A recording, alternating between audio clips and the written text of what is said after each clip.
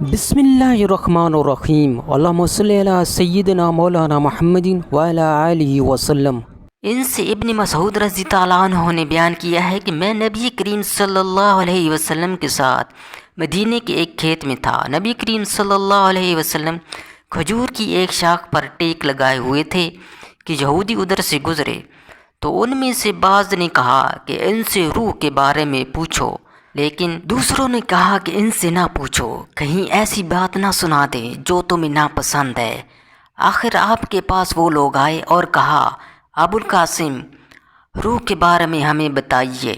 پھر نبی کریم صلی اللہ علیہ وسلم تھوڑی دیر کھڑے دیکھتے رہے۔ میں سمجھ گیا کہ آپ صلی اللہ علیہ وسلم پر وحی نازل ہو رہی ہے۔ میں تھوڑی دور ہٹ گیا یہاں تک کہ وحی کا نزول پورا ہو گیا۔